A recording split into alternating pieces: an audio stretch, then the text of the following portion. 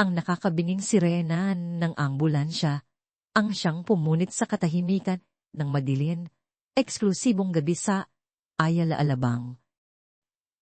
Isang tunog na sa loob ng naglalakihang mga mansyon na napapaligiran ng matataas na bakod at nagmamalaking mga puno, ay tila isang sumpa, isang paalala na kahit ang kayamanan ay hindi makabili ng kaligtasan. Sa loob ng pinakamagaling na tahanan ng mga Deleon, isang istrukturang nagpapamalas ng kapangyarihan at lumang kayamanang estilo. Ang dating marinal na katahimikan ay ngayon ay sinasakop ng isang uri ng kaguluhan at pagdaramdam. Sa itaas na palapag, sa isang silid na dating puno ng halakhak at walang malay na inosensya, si Maite de Leon, ang 10 taong gulang na tagapagmana ng De Leon Group, ay nakaratay sa isang pansamantalang active. Ang mga doktor, ang ilan ay kilala sa buong bansa, ang ilan ay dayuhan at dinala mula sa iba't ibang sulok ng mundo, ay pawisan at halos sumuko na. Ang kanilang mga mukha ay balot ng pagod at isang malalim na kawalan ng pag-asa na hindi kayang itago ng kanilang mga profesional na maskara. Ang mga monitor ng puso, mga makina na sumisimbolo sa pag-asa at teknolohiya, ay patuloy na nagbebit ng mga babala. Ang bawat punog ay isang kurot sa puso ang mga nakarinig. Ang ilaw na pula, isang kulay na nagpapahiwatig ng panganib, ay kumikislap ng walang humpay. Tila ba nagpapahayag ng nalalapit na katapusan. Ang dating masigla at nagliliwanag din ang mga mata ni Mateo ay ngayon ay nakapikit. Ang kanyang kutis ay maputla at ang kanyang hininga ay halos hindi na maramdaman. Isang manipis na hibla ng buhay na unti-unting napapatid. Ang matinding amoy ng antiseptics at gamot ay bumabalot sa silid na nagpaparamdam na ang lugar ay isang ospital, hindi isang tahanan.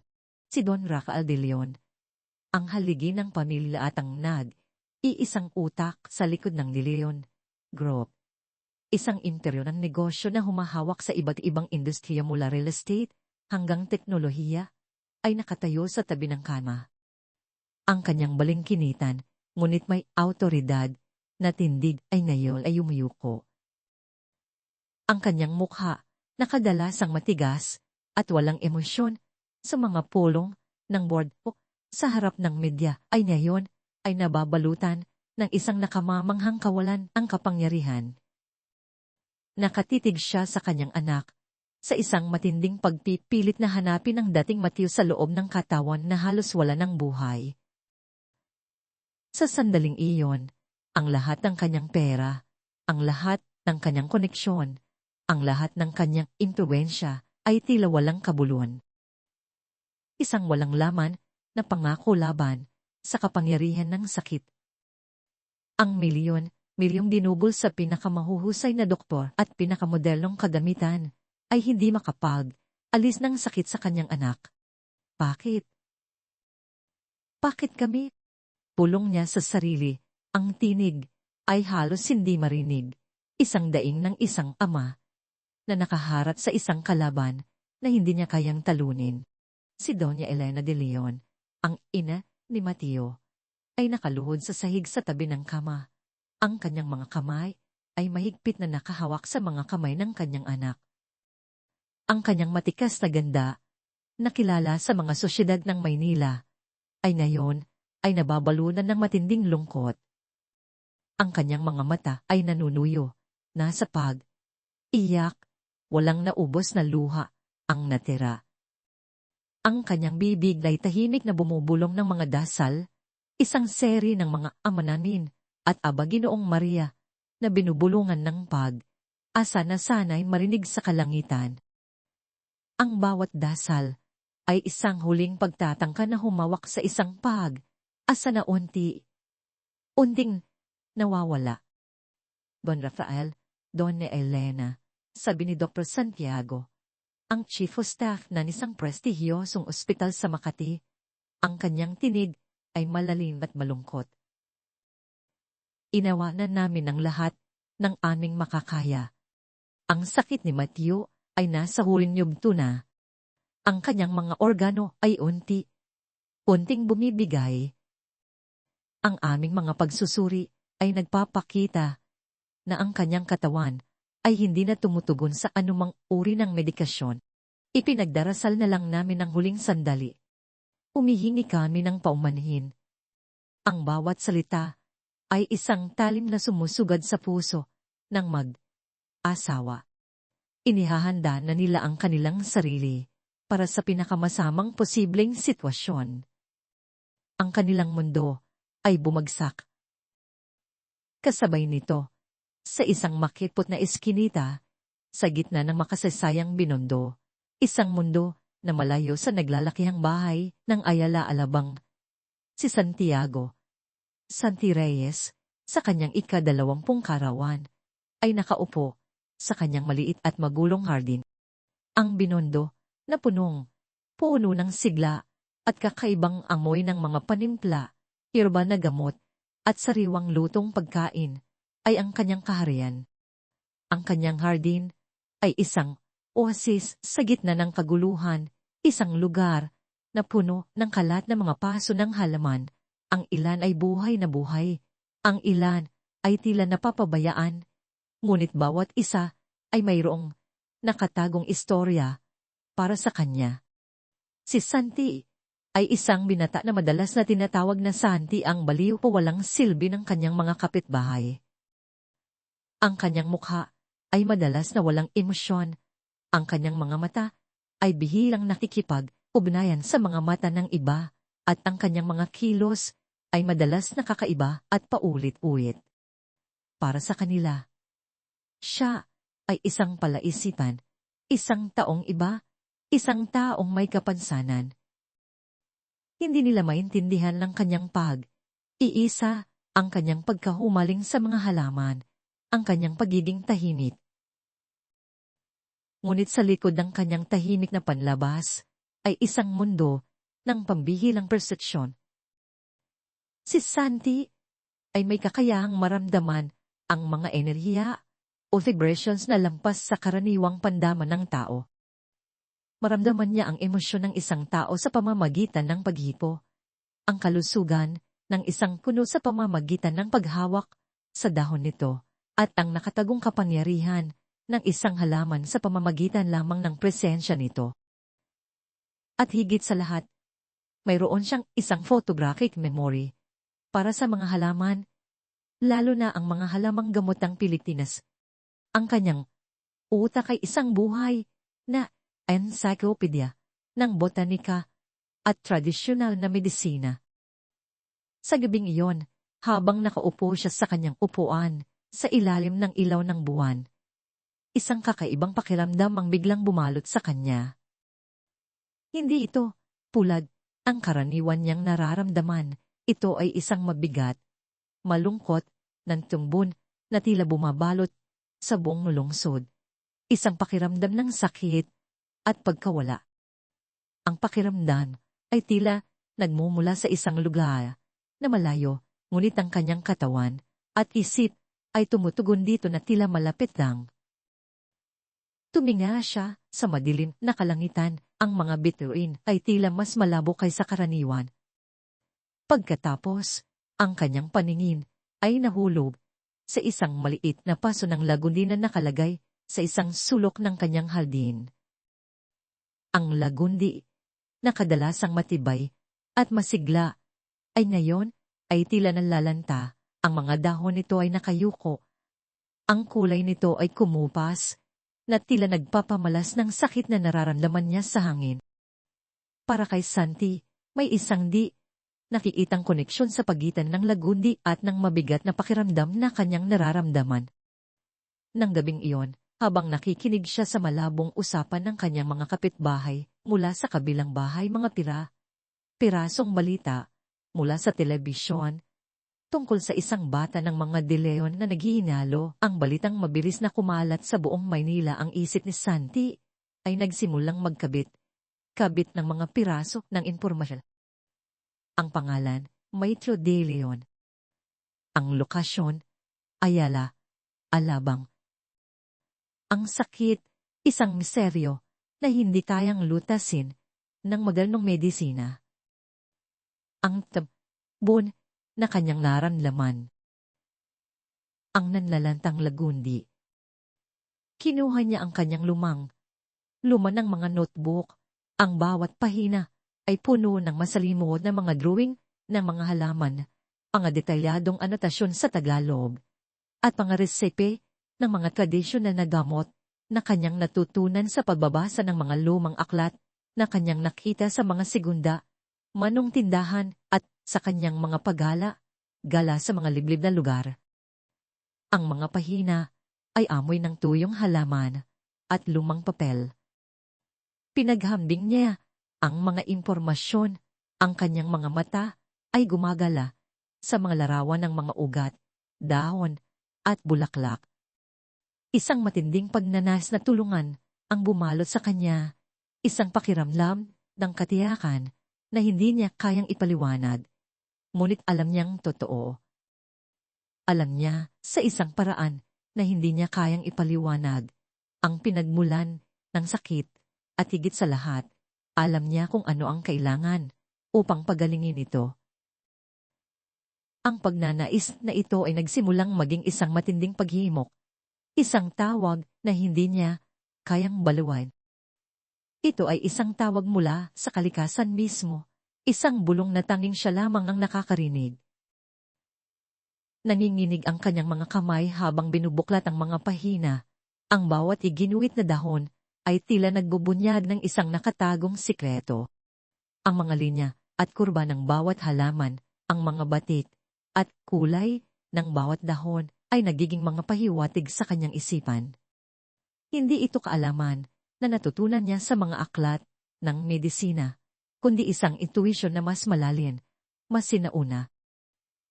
Ang kanyang isip ay isang labirin ng mga impormasyon. Ngunit sa gabing iyon, lahat ng ito ay tila nagsasama, bumubuo ng isang malinaw na larawan ng sakit ni Matthew. Hindi ito galos, hindi ito bakterya kundi isang bagay na mas malalim, mas konektado sa mismong kapaligiran.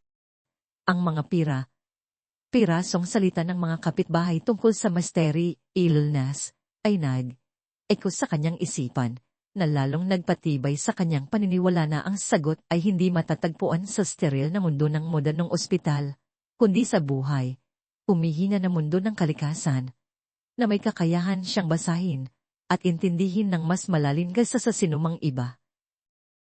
Ang pag-asa ay tila isang malabong bituin sa dilim ng kawalan ng pag-asa. Ngunit para kay Santi, isang maliit na apoy ang sumisiklab sa kanyang kalooban. Isang apoy na nagsasari sa kanya na mayroong paraan, mayroong solusyon. At alam niyang siya ang tanging makakahanap nito. Ito ay isang responsibilidad na biglang bumagsak sa kanyang balikat, isang bigat na hindi niya kayang iwasan. Alam niyang kailangan niyang gawin ang isang bagay, anuman ang mangyari. Ang kanyang mga kasanayan, ang kanyang kakaibang koneksyon sa mundo, ay hindi dapat manatiling tahimik sa oras ng matinding pangangailangan. Maliwanag na ang umaga, ngunit ang kulay nito ay hindi kasing ganda ng madalas na sinasabi ng mga makata. Para kay Santiago Santirreyes, ang umagang iyon ay mayroong ibang kulay, isang kulay ng pagkaapurahan, ng isang misyon na hindi niya lubos maintindihan, ngunit matindi niyang nararamdaman. Nagising siya bago pa man tuluyang sumikat ang araw, ang kanyang isip ay umiikot sa mga dahon at ugat, sa mga kulay at amoy na tila bumubulong sa kanya ng isang solusyon. Hindi siya nag-aksaya ng oras. Mula sa kanyang maliit na hardin sa Binondo, kung saan ang bawat halaman ay tila isang matalik na kaibigan. Maingat siyang pumili ng ilang piling dahon at ugat. Ang bawat isa ay may layunin sa kanyang imahinasyon. Ang mga pinili niyang halaman, mula sa karaniwang lagundi hanggang sa mas bihirang sambong, ay maingat niyang inilagay sa isang bago, ngunit punit, punit na tela na mahigpit niyang binalo. Isang lumang notebook, ang kanyang pinakamatalik na kasama at repositorio ng kanyang kaalaman, ay hindi rin nawala sa kanyang mga kamay. Ito ay naglalaman ng mga masalimuot na drawing, mga listahan ng mga halaman, at mga tala na taning siya lamang ang nakakaintindi, isang testamento ng kanyang kakaibang pag-iisip at walang katapusang pag-aaral. Ang kanyang pananamit ay simple, halos hindi pinansin, isang kupas na shirt at maluwag na shorts na parang sinadyang itago siya mula sa mapanuring tingin ng mundo. Hindi niya inalintana ang mga mapanuksong tingin o ang bulungan ng mga kapitbahay na unti-unting gumigising at naghahanda para sa araw. Ang kanyang mga mata, na karaniwang blanko, ay ngayon ay may matinding determinasyon. Ang kanyang lakad ay diretsyo, halos robotiko, habang tinatahak niya ang magulong kalinang binundo, papalayo sa pamilyar na amoy ng Chinese lumpia at sariwang pandesal, patungo sa isang mundo na hindi niya kilala. Ang paglalakbay mula sa binundo patungo sa Ayala Alabang ay isang pagtawid sa dalawang magkaibang Pilipinas. Ang binondo ay ang puso ng kalakalan ng lumang tradisyon ng isang buhay na komunidad kung saan ang ingay at amoy ay bahagi ng pagkatao. Ang Ayala Alabang, sa kabilang banda, ay ang kaharian ng tahimik na kayamanan, ng malalawak na kalsada, ng mga bakod na mas mataas pa sa mga pangarap ng karaniwang tao, at ng mga hardin na mas maayos pa sa mga galeri ng sining. Para kay Santi, ang pagbabago ay parang pagpasok sa isang dimensyon na kung saan ang hangin ay mas mabigat, mas artipisyal. Maramdaman niya ang kaibahan sa vibrations ng lugar. Ang binundo ay magulo, ngunit may buhay. Ang alabang ay tahimik, ngunit may malalim na kalungkutan. Nakarating siya sa tarangkahan ng mansyon ng mga De Leon. Isang malaking, mayayaman na istruktura na tila nababalutan ng isang di nakikitang kalungkutan. Sa labas, may ilan ng mga nakikipag, pusyoso, mga mamamahayag na umaasa ng kahit kaunting balita, at mga kapitbahay na nagpapalipas ng oras sa paghihintay ng himala o trahedya. Ang presensya ni Santi ay tila isang patak ng itim na tinta sa isang puting kumot.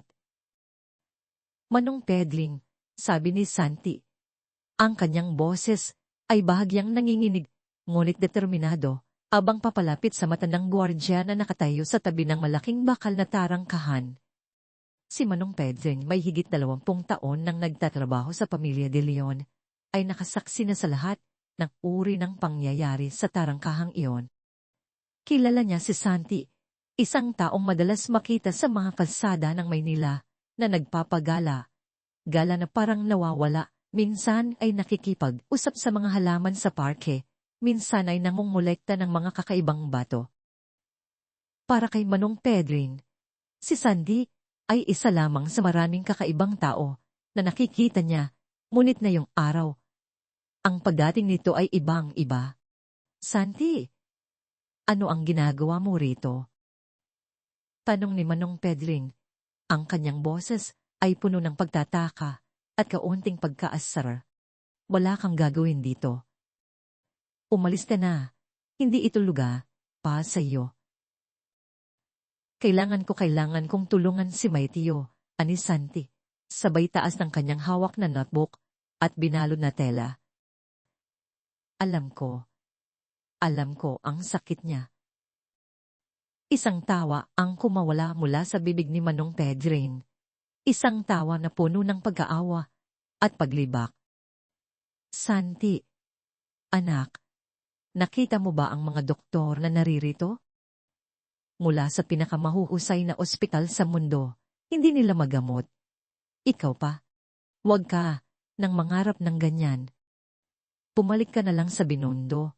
Baka may makita kang halaman na mayaman sa bitaminak. Biro niya, na sinundan ng ilang bulungan at tawa mula sa mga nakikipag-pusyoso. Paliw, kalagayan si Santi. Siguro gusto lang makakuha ng atensyon, sabi ng isang babae. Hayaan niyo na. Hindi niya alam ang sinasabi niya, dagdag ng isang lalaki. Ang mga salita ay parang matutulis na tinik na tumusok sa hangin, ngunit tila hindi ito maramdaman ni Santi. Ang kanyang mga mata ay nanatiling nakatutok sa mansyon na parang nakikita niya ang isang bagay na hindi nakikita ng iba. Sa loob ng napakalaking mansyon, sa itaas na palapag, ang kapaligiran ay mas mabigat pa kaysa sa isang simula ng unos.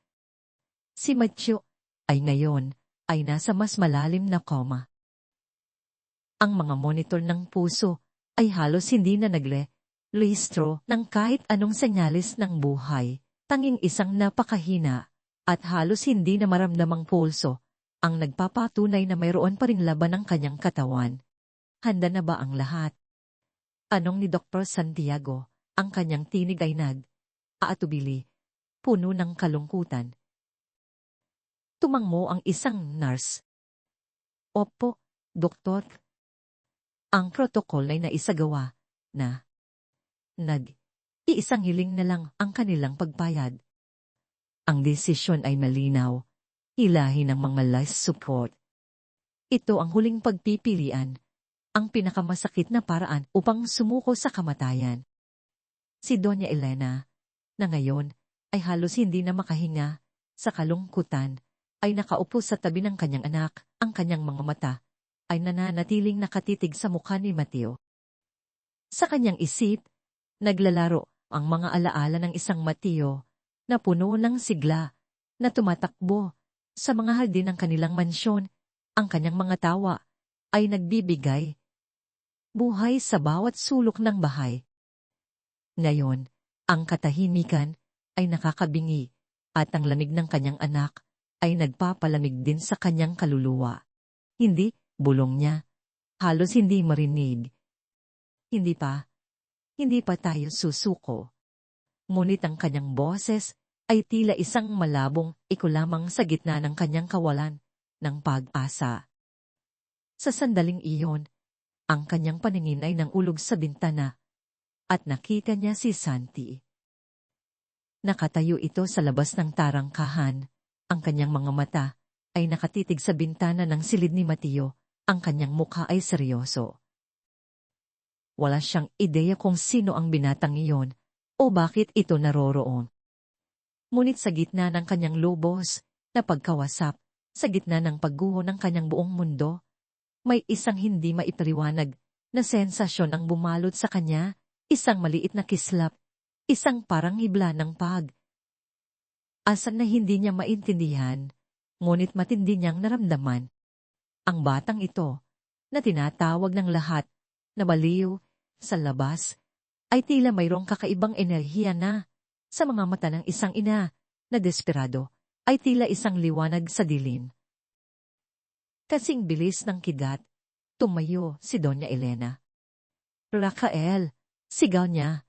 Ang kanyang boses ay puno ng isang bagong sigla na tila nagmula sa kaibuturan ng kanyang pagkatao. Napatingin si Don Rafael sa kanya, ang kanyang mukha ay puno ng pagod at pagtataka. Tingnan mo, ang batang iyon sa labas, bigyan natin siya ng pagkakataon. Giit ni Doña Elena, sabay turo sa bintana. Sinundan ni Don Rafael ang tingin ng kanyang asawa. Nakita niya si Santi, ang kakaibang binata na nakatayo sa labas ng tarangkahan na tila naghihintay. Sumimangmot siya. Elena, ano ba ang sinasabi mo? Sino ang batang iyan? Sa tingin mo ba ay makakatulong siya kung ang mga pinakamanghuhusay na doktor ay sumuko na? Ang kanyang tinid ay halos walang pasensya. Hindi natin alam, Rafael, wala na tayong mawawala. Narinig ko ang mga tao sa labas. Tinatawag siyang baliw, ngunit bakit? Bakit pakiramdam ko ay mayroon siyang alam? Ang kanyang mga mata, may kakaiba sa mga mata niya. Paliwanag ni Doña Elena, ang kanyang mga kamay ay mahigpit na nakahawak sa mga braso ng kanyang asawa. Ang kanyang pagnanais na iligtas ang kanyang anak ay mas matindi kaysa sa kanyang pagkaalangan. Hiling ko lang, Rafael, para kay Mateo. Kung hindi ito gumana, kahit papaano ay alam natin na ginawa natin ang lahat. Napakunot ang noo ni Don Rafael. Ang kanyang mapanuring pag-iisip ay nakiipaglaban sa kanyang damdamin. Ang ideya ay walang kabuluhan. Ang pagbigay ng pagkakataon sa isang tila baliw na tao sa gitna ng matitinding profesional na doktor ay isang kahibangan. Ngunit ang pagtingin niya sa kanyang asawa, sa kanyang mga mata na namumula sa iyak, ngunit puno ng matinding asa ay nagpahina sa kanyang depensa. Ang kanyang pagmamahal kay Mateo ay mas malaki kaysa sa kanyang pagmamalaki. Sige, anya. Ang kanyang boses ay halos hindi marinig. Isang pahiwatig ng kanyang pagtanggi. Pero, kung siya ay bumagsak, kung siya ay walang ginawa, kundi magbigay ng maling asa, mananagot siya sa akin. At sa batas. Malinaw ba? Tumango si Doña Elena. Isang maliit na kislap ng asa ang sumilay sa kanyang mga mata. Salamat, Rafael. Maraming salamat. Utos ni Don Rafael sa isa sa kanyang mga tauhan na para sukin si Santi. Ang balita ay kumalat agad sa mga doktor sa silid na nagdulot ng malalim na pagtataka at galit sa kanilang mga mukha. Ilang minuto lamang at naroon na si Santi. Ang pintuan ng silid ni Mateo ay bumukas at ang lahat ng mata ay nakatutok sa kanya. Ang hangin sa silid ay tila nagiging mas malamig at mas mabigat sa pagpasok niya. Ito ay isang lugar na steril, malinis, at walang bahid ng buhay. Maliban sa manipis na ugat ng buhay na kumakapit kay Mateo. Si Santi, kasama ang kanyang lumang notebook at binalot na halaman, ay tumapak sa loob ng silid. Ang kanyang presensya ay tila isang hindi inaasahang tunog sa isang simponya ng katahimikan at desperasyon. Ang kanyang panlabas ay kakaiba, ang kanyang mga kilos ay bahagyang gulat, ang kanyang mga mata ay nananatiling nakatutok sa sahig, tila ba naghahanap ng isang bagay. Ngunit sa sandaling tumingin siya kay Mateo, ang kanyang mga mata ay nagkaroon ng kakaibang kislap, isang matalim na pagtingin na tila nakikita ang lampas sa balat. Si Dr. Castro, ang pinuno ng medical na pangkat, ay lumapit kay Santi. Ang kanyang mukha ay puno ng paghamak. Sino ang taong ito? Tanong niya, ang kanyang tinig ay matalas at may pagdududa. Mayroon ba siyang medikal na lisensya? Anong uri ng credential ang mayroon siya para pumasok sa ganitong uri ng sitwasyon?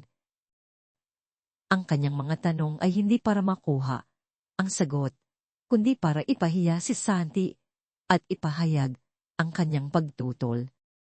Ang iba pang mga doktor, na karamihan ay dayuhan, at may mataas na pinag-aralan, ay tumingin kay Santi na may parehong paghamak. Ang ideya na ang isang simpleng binata na walang formal na edukasyon sa medisina ay makakatulong sa isang kaso na kanilang ibinigay ay isang insulto sa kanilang propesyon. Nanginginig si Santi. Ang kanyang mga kamay ay mahigpit na nakakapit sa kanyang notebook. Ang kanyang bibig ay bahagyang bumukas na tila nahihirapan siyang magsalita. Ang mga mata niya ay lumilibot sa mga mukha ng mga doktor, tila sinusuri ang kanilang mga enerhiya, ang kanilang pagdududa, ang kanilang paghamak, ang kanilang pagod. Ngunit ang kanyang mga mata ay muling bumalik kay Mateo. Sa mga sandaling iyon, ang kanyang pagiging mahiyain at ang kanyang kapansanan ay tila naglaho. Anging ang kanyang matalas na pakiramdam ang nanatili. Lumapit siya kay Mateo, ang kanyang mga mata ay nakatutok sa bawat detalye ng katawan ng bata. Hinawakan niya ang kamay ni Matthew, ang kanyang mga daliri ay marahan na dumulas sa puso ng bata. Pakiramdam ang bawat maliit na pagbabago sa vibration nito. Hindi ito karaniwang sakit. Bulong ni Santi, ang kanyang boses ay bahagyang nanginginig, ngunit may kakaibang kapangyarihan. Ito ay ang pagkaipon ng lason sa hangin at lason sa gamot. Namangha ang lahat. Ang mga salita ni Santi ay nagdulot ng gulat sa silid. Ang mga doktor ay nagpalitan ng tingin. Ang kanilang mga mukha ay puno ng pagkalito at galit. Ano ang ibig mong sabihin? Lason sa hangin. Lason sa gamot. Sigaw ni Doc Castro, na tila hindi na makapaniwala. Iyan ay walang basehan. Kami ay gumagamit ng mga gamot na aprubahan. At ang hangin dito ay malinis. Nasa Ayala-alabang tayo. Ngunit hindi pinansin ni Santi ang pagtutol ni Dr. Castro. Ang kanyang mga mata ay nanatiling nakatutok kay Matthew, na tila nakikita niya ang isang nakikitang mundo sa loob ng bata. Ang katawan niya ay agrereact sa isang uri ng lason sa kapaligiran. Isang bihirang lason, paliwanag ni Sandy. Ang kanyang boses ay mas malinaw ngayon. Tila ang kanyang pagtingin kay Matthew ang nagbibigay sa kanya ng lakas. Ang mga gamot ay nagpapala nito. Pinipigilan nito ang kanyang katawan na lumaban. Ang tiyan at atay niya ay nanghihina. Ang kanyang sariling enerhiya ay nauubos. Tinuro ni Santi ang isang maliit na bahagi ng tiyan ni Matthew. Dito, naroon ang pangunahing problema. Hindi ito impeksyon. Hindi ito virus. Ito ay isang uri ng labis na pagkalason na ang katawan niya mismo ang nagpapalabas ng sariling lason dahil sa epekto ng mga ininom niyang gamot at ang paligid. Ang kanyang paliwanag, bagamat kakaiba at hindi formal, ay may isang tiyak na kahulugan na tila tumusok sa puso ng problema. Para kay Santi, ang sakit ay hindi lamang isang set ng sintomas, kundi isang kaguluhan sa natural na balanse ng enerhiya ng isang tao at ng kanyang kapaligiran. Ang mga salita ni Santi ay nagdulot ng gulo sa silid. Ang mga doktor ay nagalit. Yan ay purong kalokohan, sigaw ni Dr. Gomez, isa sa mga internasyonal na espesyalista. Siya ay isang charlatan. Dapat siyang paalisin dito. Huwag nating sayanin ng oras sa taong ito, Don Rafael, dagdag ni Dr. Castro, na tila naghahangad ng pagpayag ng amo ng mansyon. Ang kanyang mga sinasabi ay mapanganib at walang basehan sa siyensya. Ang pakiramdam ng paghamak at galit ay bumalot sa silid na tila nilalamon si Santi. Ngunit sa gitna ng kaguluhan, isang boses ang narinig, isang boses na maliit, ngunit malinaw. Ngunit, mayroon po siyang punto, doktor. Ang lahat ng mata ay napunta sa pinanggalingan ng boses. Ito ay si Nurse Agnes, isang batang nurse na may kakaibang pagmamalasakit at matalas na obserbasyon. Siya ang isa sa mga nurse na matagal nang nagbabantay kay Matthew, at siya ang madalas na nakikipag-ugnayan sa bata. Nurse Agnes, ano mang sinasabi mo? Tanong ni Dr. Castro, ang kanyang boses may puno ng pagkalito at galit. Ako po ay napansin ko na si Matthew ay mayroong hindi pangkaraniwang reaksyon sa ilang gamot. Paliwanag ni Agnes, ang kanyang tinig ay medyo nanginginig sa takot, ngunit determinado pa rin. Sa tuwing mayroon siyang gamot na iniinom, madalas siyang magkaroon ng pantal o maging mas matamlay na hindi karaniwan sa kanyang kondisyon. Nagulat ang lahat. Ang impormasyong ito ay hindi na ibahagi sa pangkat ng mga doktor na abala sa mas komplikadong pagsusuri at interbensyon. Nagpatuloy si Agnes, ang kanyang lakas ay unting lumalakas. At napansin ko rin po na mayroong isang kakaibang amoy, napakahina, sa balat ni Natio. Hindi po namin maipaliwanag kung saan nagmumula at hindi rin po ito nawawala sa kabila ng paglilinis. Para po itong isang matamis at mapait na amoy na tila nabubulok na halaman, ngunit napakalabo. Akala ko po ay dahil lamang sa mga gamot o sa kapaligiran. Ang mga salita ni Nurse Agnes ay tila isang maliit na lindol sa gitna ng matigas na padel ng paalinlangan. Si Doña Elena, na halos wala ng asa, ay nakaramdam ng isang maliit na kislap ng unawa. Ang kanyang intuisyon ay tila kinumpirma. Ang amoy na sinasabi ni Agnes ng reaksyon sa gamot, hindi ba yun ang sinasabi ni Sandy tungkol sa lason sa hangin at lason sa gamot? Si Don Rafael, na kanina ay halos sumuko na sa kanyang pagdududa, ay napatingin kay Nurse Agnes at pagkatapos ay kay Sandy. Ang kanyang siyentipikong iisip na laging naghahanap ng datos at ebidensya ay tila nakahanap ng isang maliit na butas sa malaking pader ng kanilang kawalan ng asa. Ang mga obserbasyon ni Agnes, bagaman hindi siyentipikong pinatunayan, ay nagbigay ng isang bagong perspektibo. Ang posibilidad na sila ay may nakaligtaan, na ang kanilang solusyon ay lumala lamang sa problema, ay isang nakakabahala na kaisipan. Ang silid ay tahimik na muli, ngunit ang uri ng katahimikan ay iba na. Hindi na ito katahimikan ng pagtanggi, kundi ng pagdududa, ng isang maliit na bininang aalinlangan na itinanim sa mga isip ng mga taong naniniwala sa kanilang sariling kaalaman. Ang laban para sa buhay ni Mateo ay hindi na lamang laban sa sakit, kundi laban din sa mga preconception at pagmamataas. At sa sandaling iyon, ang kakaibang binata, mula sa Binondo, si Santi, ay tila nakakuha ng isang maliit na pagkakataon, isang maliit na puwang upang ipaliwanag ang kanyang kakaibang kaalaman sa isang mundo na ayaw maniwala. Ang himpapawid sa loob ng silid ni Mateo ay nanatiling mabigat. Tila ba, ang bawat molekula ng hangin ay puno ng huling hininga ng asa. Ngunit sa pagpasok ni Santi at sa mga hindi inaasahang salita ni Nurse Agnes, isang manipis na sinulid ng posibilidad, ang tila nagpatagos sa pader ng desperasyon.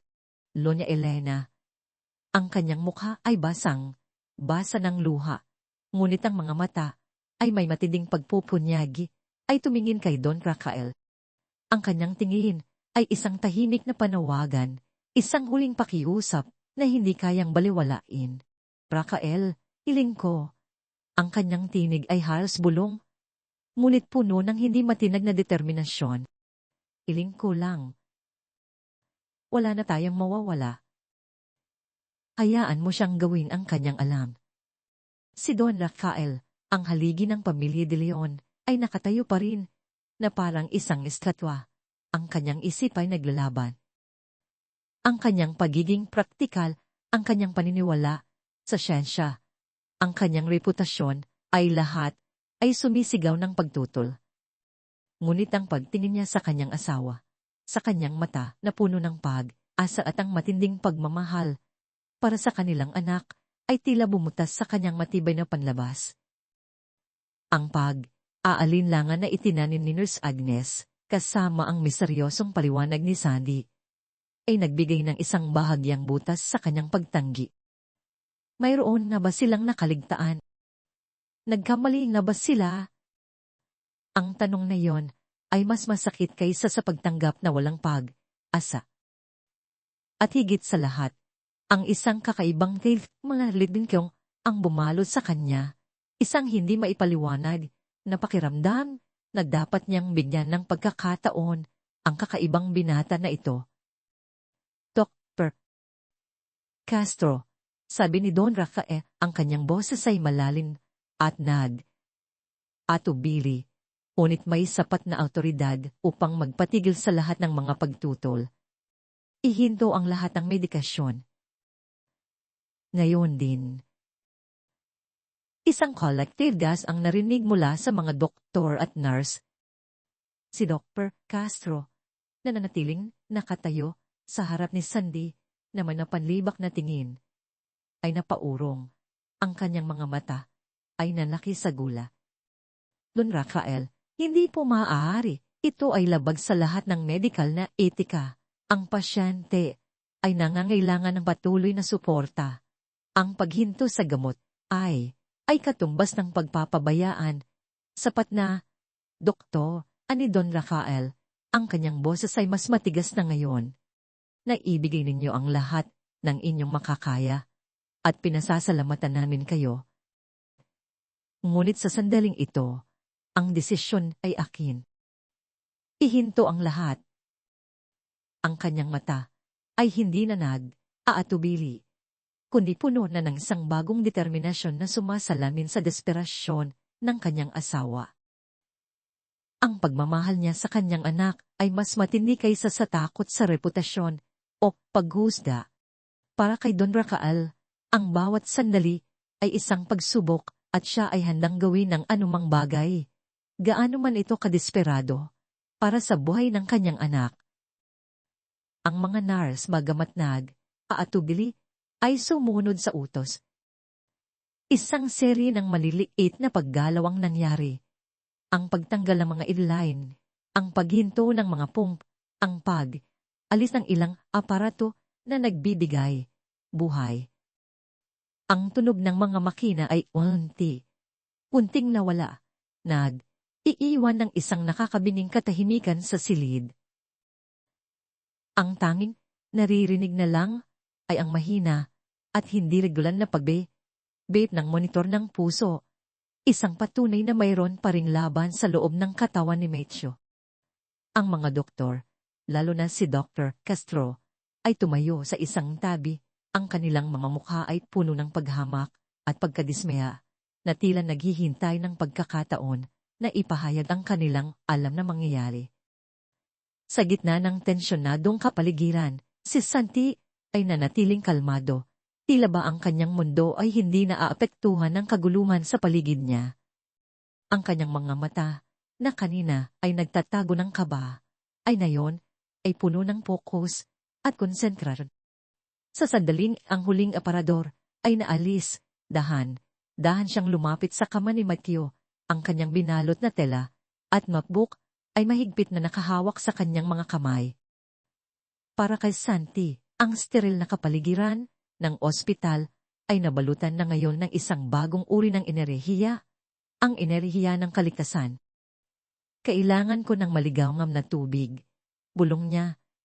Ang kanyang tinid ay malinaw ngunit hindi malakas. Agad namang kumilos si Nurse Agnes. Ang kanyang mga kilos ay mabilis at walang aalilangan. Tila mayroon siyang kakaibang koneksyon sa kakaibang binata.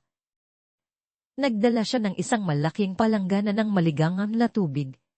Ang init nito ay naglalabas ng bahagyang usok sa malamig na hangin ng silid. Dahang binuklat ni Santi ang kanyang binalot na tela, inilalabas ang mga maingat na piniling ni Halon. Ang mga doktor ay nagpalitan ng tingin. Ang kanilang mga mukha ay puno ng pagdududa habang nakikita ang mga karaniwang dahon at hugot na inaasahang magliligtas sa isang buhay na hindi kayang iligtas ng kanilang milyong kagamitan at kaalaman.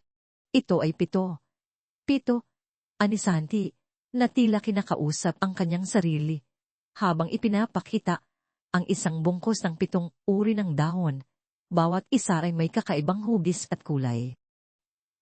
Para sa paglilinis, para alisin ang lason sa katawan. Ang pito, nakilala sa mga tradisyonal na Pilipino bilang isang makapangyarihang detoxifier, ay simbolo ng paglilinis, ng pag-alis ng mga dumi na nagpapabigat sa katawan. Pagkatapos, Inilabas niya ang sambong na may mas malaking dahon at mas matinding amoy na mayroong katangian bilang isang epektibong pamparigla at gamot sa lagnat. Ito ay sambong, patuloy niya, para labanan ang lason sa hangin. Para bumalik ang lakas ng atay.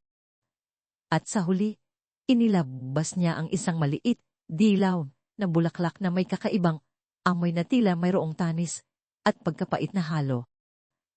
Ito ay tila nagniningning sa ilaw ng silid. At ito, ang liwanag ng kagubatan, bulong ni Santi.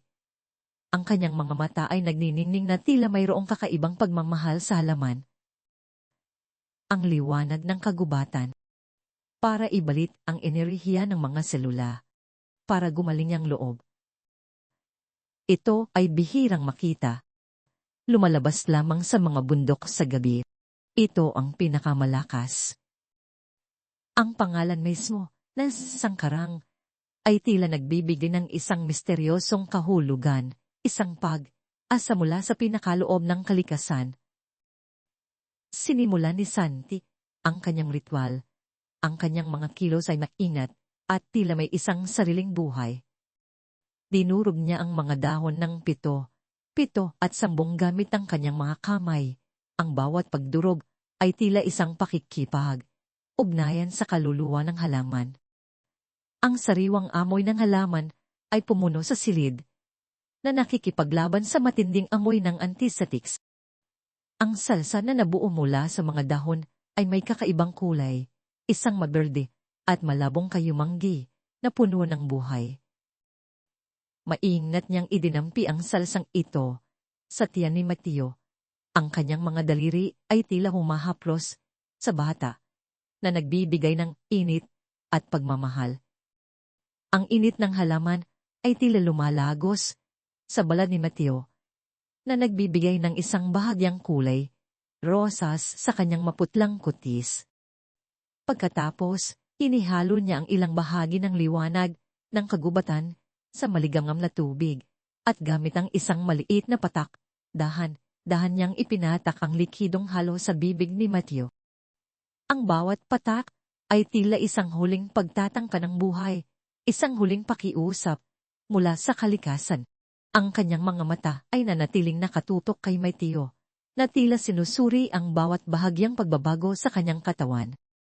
Hindi siya nagmamadali, ang kanyang mga kilos ay tila isang serye ng mga panalangin. Bilang huling bahagi ng kanyang pamamaraan, kumuha si Santi ng isang maliit na bungkos ng mga dahon mula sa kanyang binalot na tela at inilagay ito sa ilalim ng unan ni Mateo. Habang ginagawa ito, dahan siyang bumulong ng mga sinaunang panalangin sa Tagalog, mga salita na tila nanmumula sa kaibuturan ng mga gubat na nagpapatibay sa koneksyon ng bata sa kalikasan. Ang buhay ay buhay, ang sakit ay sakit. Bumalik ka, anak, bumalik ka sa liwanag ng araw. Pumalik ka sa init ng lupa. Pagalingin ka ng kalikasan, pagalingin ka ng pag-ibig. Ang kanyang mga bulong ay puno ng matinding pag-asa at paniniwala, isang panawagan sa mga espiritu ng kagubatan upang tulungan ang isang bata na nawawalan ng buhay. Ang silid ay tahimik na muli, maliban sa mahina at hindi regular na tunog ng monitor ng puso. Ang tensyon ay lumalala. Tila ba, ang bawat hininga ay isang hamon. Ang mga mata ng lahat ay nakatutok sa monitor, sa mga kamay ni Sandy, at sa maputlang mukha ni Mateo. Si Dr. Castro, na nakatayo malapit sa pintuan, ay nakangisi. Ang kanyang mukha ay puno ng paghamak. Handa na siyang magsalita. Handa na siyang ipahayag na si Santi ay isang impostor, isang manggagancho. Kita niyo na. Walang epekto. Pinaglalaruan lang niya tayo, bulong niya sa isang kasamahan na tila naghihintay ng tamang oras upang sabihin ang kanyang alam na mangyayari. Para sa kanya, ang sitwasyon ay isang pagkakataon upang patunayan ang kataasan, ang modernong medisina laban sa primitibong panggagamot. Si Don Rafael ay nanatiling nakatayo, na parang isang estatwa. Ang kanyang mga kamao ay mahigpit na nakakuyong sa gilid ng kanyang pantalon. Ang kanyang isip ay naglalaban sa isang banda. Ang pagdududa, ang takot sa kabiguan, sa kabilang banda, ang maliit na kislap ng asa na hindi niya kayang pigilan. Bawat beep ng monito ay tila isang tibok ng kanyang sariling puso, bawat paghinto ay isang paghinto ng asa.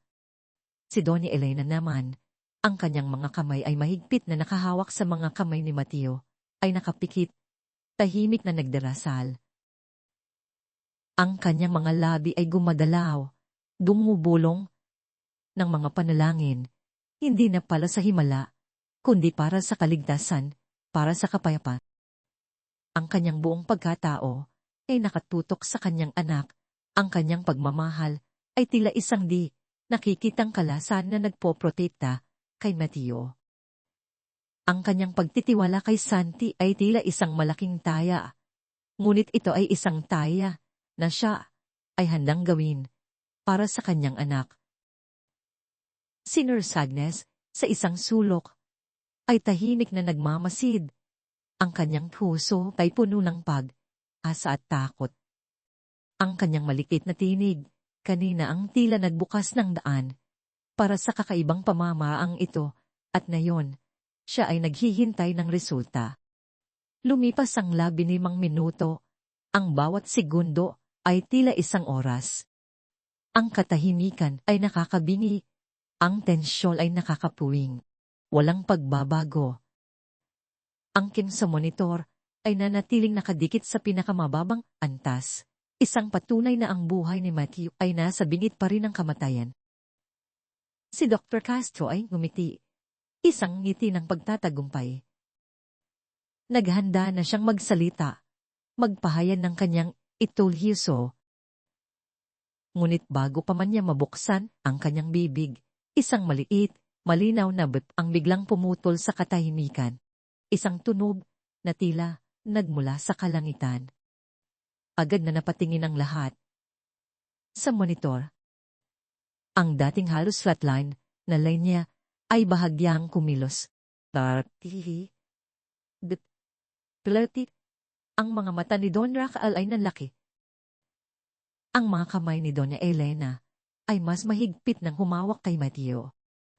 Ang puso ni Mateo, na kanina ay halos hindi na maramdaman, ay dahang umakyat. Mula sa 20, ito ay naging 30. Tapos torat na puwet-kuwet. Tapos hanin na to. Ang bawat akyat ay tila isang akyat ng asa.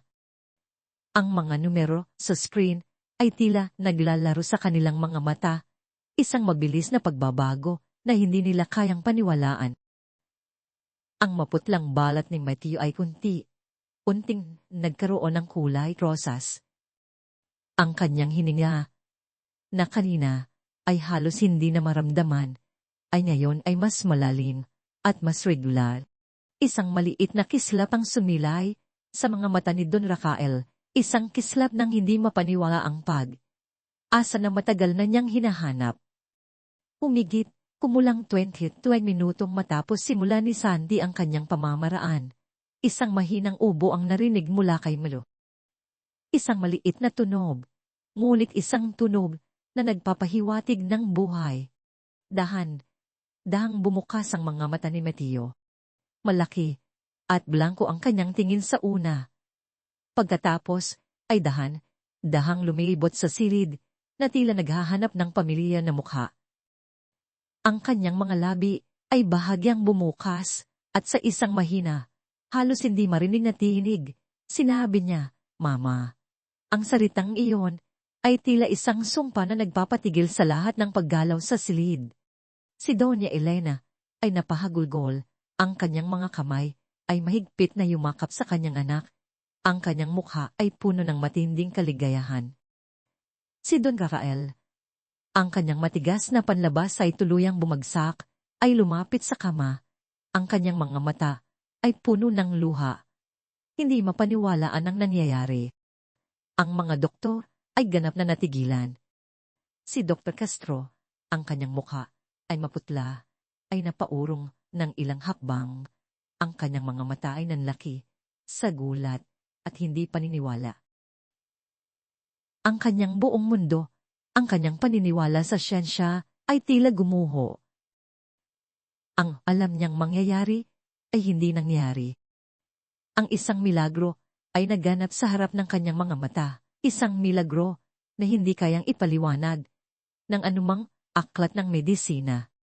Ang kanyang pagmamalaki ay tuluyang nawala, napalitan ng isang malalim na pagkabigla at pagtataka. Ang lahat ng iba pang mga doktor ay nakatayo na parang mga estatwa, hindi makapaniwala sa kanilang nasaksihan. Ang isang batang may kapansanan, isang baliw na hindi pinansin ng mundo, ay nagawa ang hindi kayang gawin ng kanilang milyong kagamitan at taon ng pag-aaral. Si Santi, sa gitna ng kaguluhan ng emosyon, ay nanatiling kalmado. Isang maliit na ngiti ang sumilay sa kanyang mga labi. Dahan niyang pinunasan ng pawis sa noo ni Mateo. Ang kanyang mga mata ay puno ng kapayapaan at pag-unawa. Hindi siya naghahanap ng pagkilala. Hindi siya naghahanap ng papuri. Para sa kanya, ginawa lamang niya ang dapat niyang gawin. Ang pagbabalik ng balanse, ang pagbabalik ng buhay. Ang kanyang mga mata ay nagniningning na tila sinasalamin ang liwanag ng kagubatan. Isang patunay na ang tunay na karunungan ay hindi matatagpuan sa mga aklat o sa mga ospital, kundi sa puso ng kalikasan. Ilang araw matapos ang milagro sa mansyon ng mga De Leon, ang hangin ay tila nagbago. Ang matinding amoy ng antiseptics at gamot ay unting nawala, napalitan ng sariwang simoy ng hangin na nagdadala ng pangako ng bagong buhay. Si Mateo De Leon, ang dating nakaratay at halos wala ng buhay na bata, ay ngayon ay nagpapakita ng mga palatandaan ng isang mabilis at manghang paggaling. Ang kanyang maputlang kutis ay nagbalik sa natural na kulay, rosas. Ang kanyang mga mata, na dating malabo at walang buhay, ay muling nagniningning ng kagalakan at pagiging mausisa.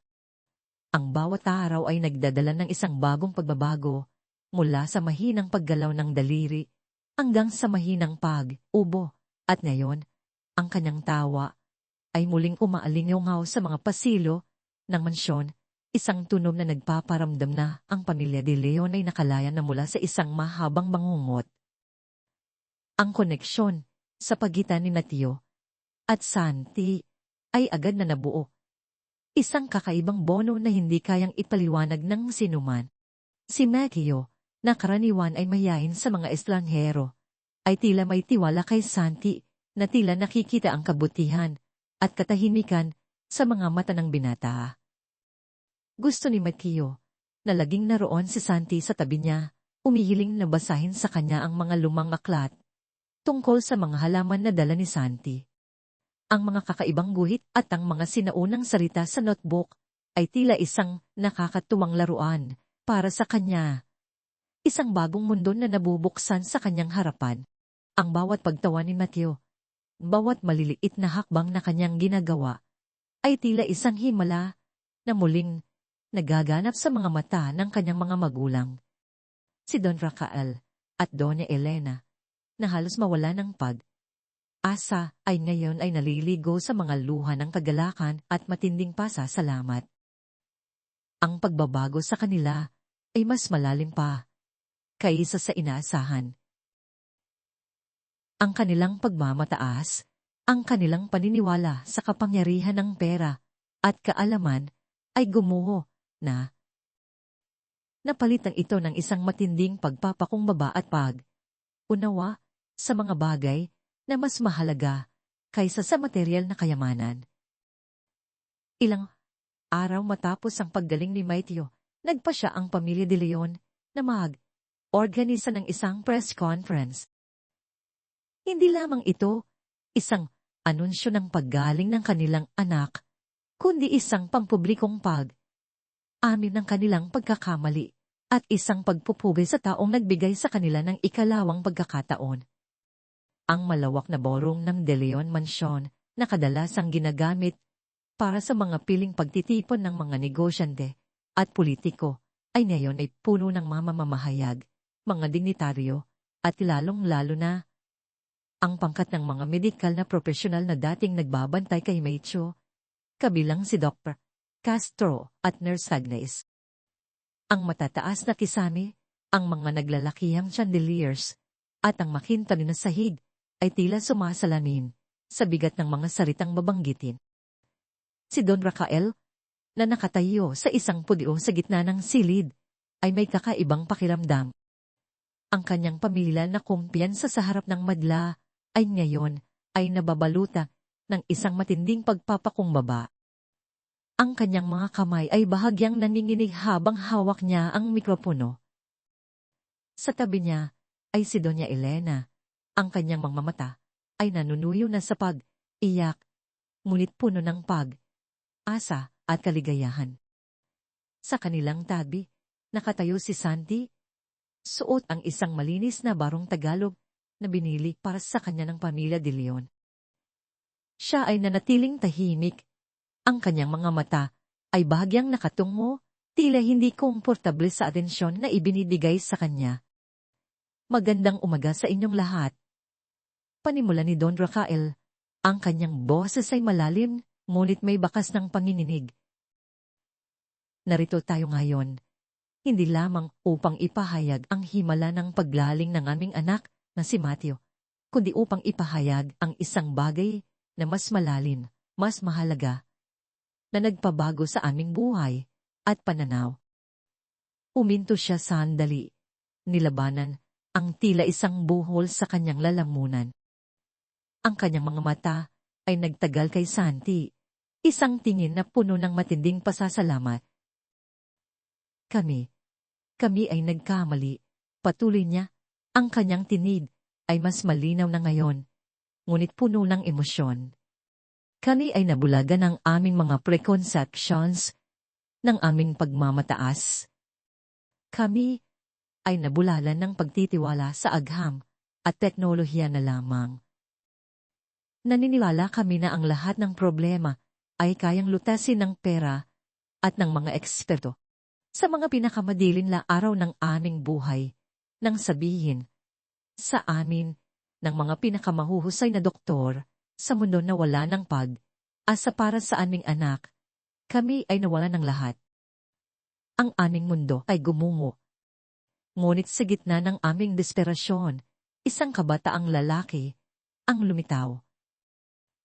Isang kabataang lalaki na, sa mata ng marami, ay itinuring na baliw, na walang silbi, na walang formal na edukasyon, walang posisyon sa lipunan.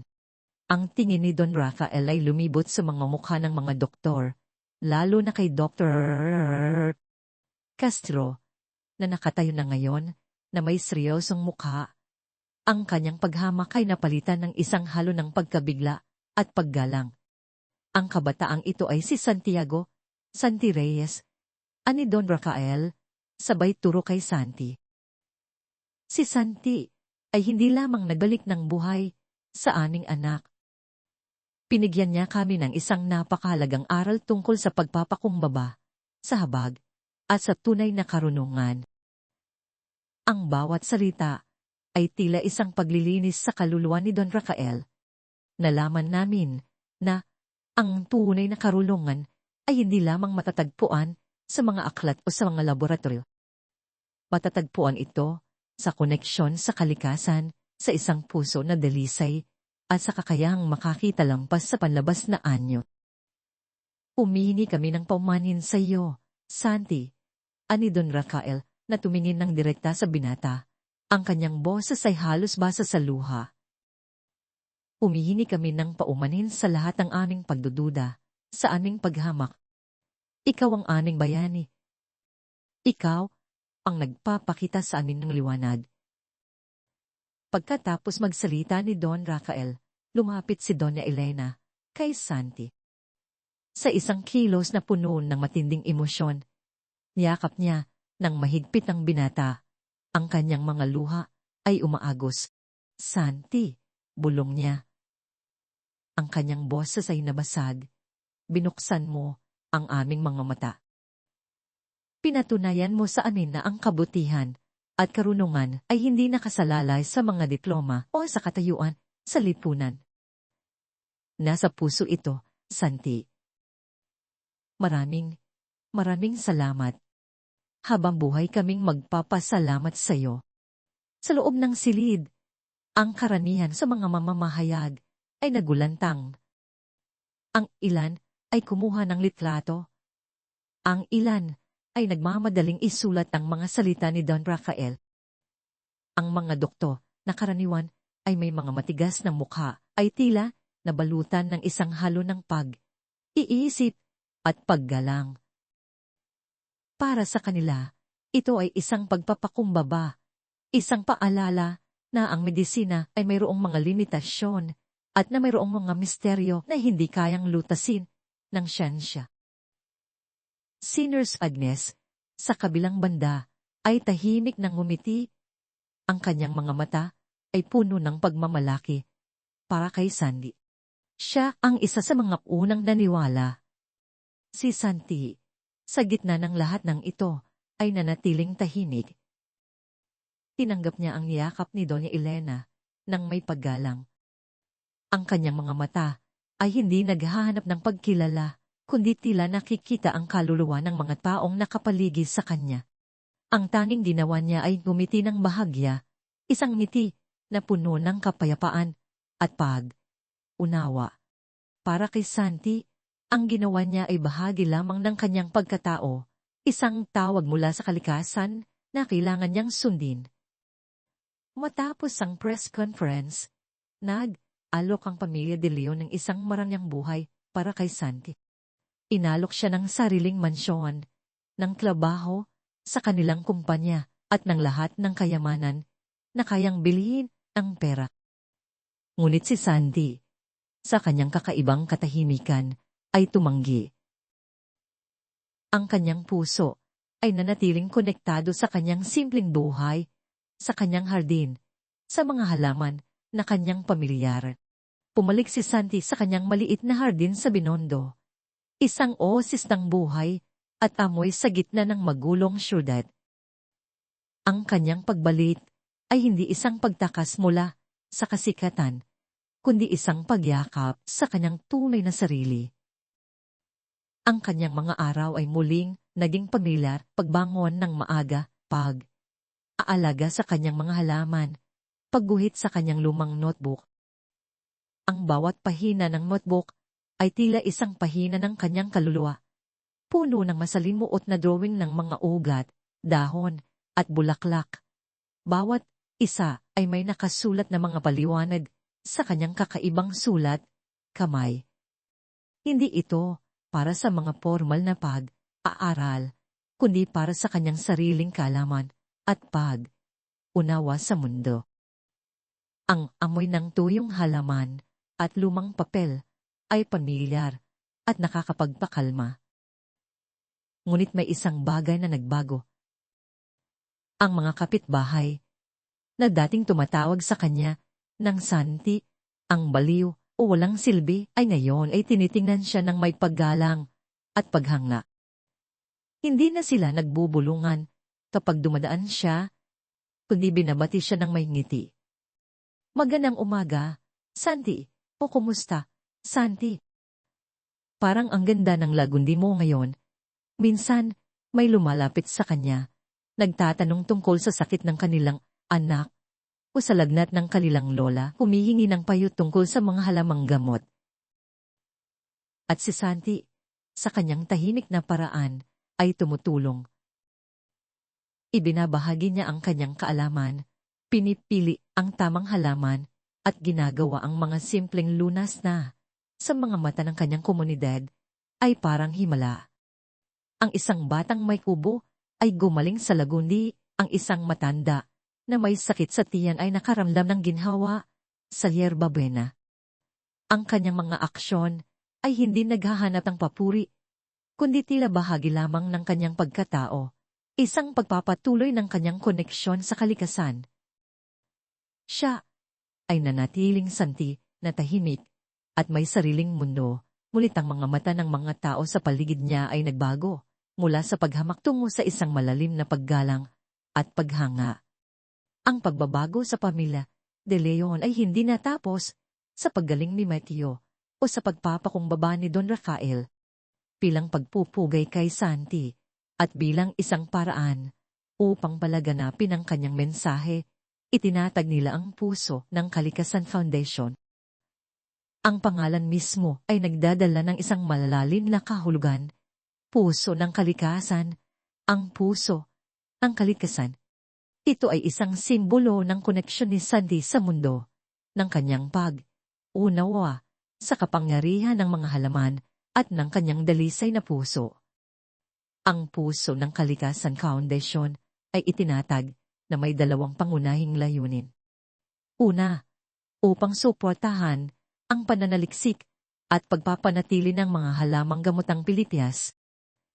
Naglaan sila ng malalaking pondo para sa mga botanist at ethno-botanists upang pag-aralan ng mga tradisyonal na lunas, upang protektahan ang mga endangered na halaman at upang magtatag ng mga botanical garden kung saan maaaring matuto ang publiko tungkol sa mga benepisyo ng kalikasan. Naglunsad sila ng mga programa upang turuan ang mga magsasaka kung paano palakihin ng mga halamang gamot ng sustainable at nagtatag sila ng mga komunidad na nakatuon sa paggamit ng mga natural na lunas.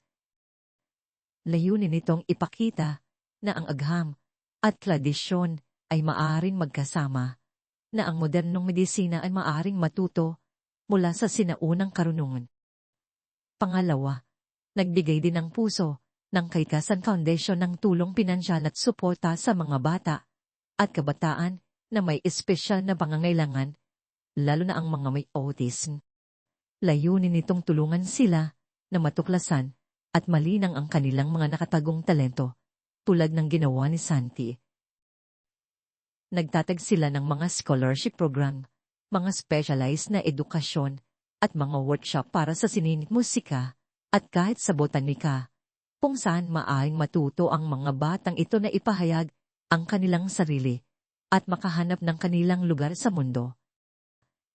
Naglunsad din sila ng mga kampanya upang magpalaganap ng kamalayan at hamunin ang stigma na nauugnay sa autism, na nagpapakita na ang bawat individual ay mayroong natatanging kakayahan na maaaring maging isang pagpapala sa lipunan.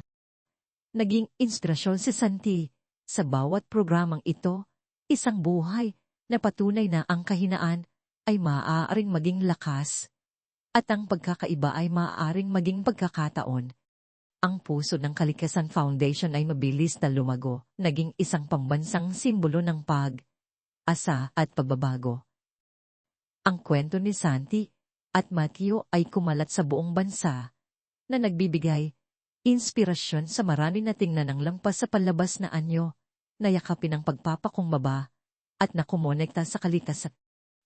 Nagtapos ang kwento sa isang maaraw na hapon sa Binondo. Si Santi ay nakaupo sa kanyang pamilyat na hardin, ang kanyang mga kamay ay abala sa pag-aalaga sa isang maliit na palayok ng lagun. Ang kanyang mukha ay payapa, ang kanyang mga mata ay nagniningning na tila sinasalamin ng liwanag ng araw.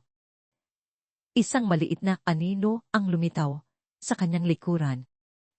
Lumingon si Santi at doon niya nakita si Mateo na ngayon ay mas malakas at mas masigla. Ngumiti si Mateo. Hawak ang isang bagong guhit sa kanyang kamay. Isang masalimuot na drawing ng isang halaman na may maingat na kulay at detalye. Santi, masiglang bati ni Mateo. Tingnan mo, ito ang pansit. Pansitan, maganda ba? Ipinakita niya ang kanyang drawing. Ang kanyang mga mata ay puno ng pagmamalaki. Ngumiti si Santi, isang tunay at taos pusong ngiti. Inaplos niya ang buhok ni Mateo at kinagaya ang gawin ng bata. Maganda, Mateo. Napakaganda. Bulong niya. Ang kanyang tinig ay puno ng pagmamahal. Ang drawing ni Mateo ay hindi lamang isang simpleng sining, kundi isang simbolo ng isang bagong henerasyon na natutong pahalagahan ang karunungan ng kalikasan, isang karunungan na ipinasa sa pamamagitan ng isang taong minsan ay itinuring na walang silbi. Ang puso ng Kalikasan Foundation ay nanatiling isang buhay na simbolo, patuloy na nagpapaalala sa lahat na laging tingnan ng mas malalim kaysa sa panlabas na anyo. Dahil ang mga himala at ang tunay na karunungan ay maaaring magmula sa mga lugar at sa mga taong hindi natin inaasahan, sa mga taong nagtataglay ng puso na dalisay ng kalikasan.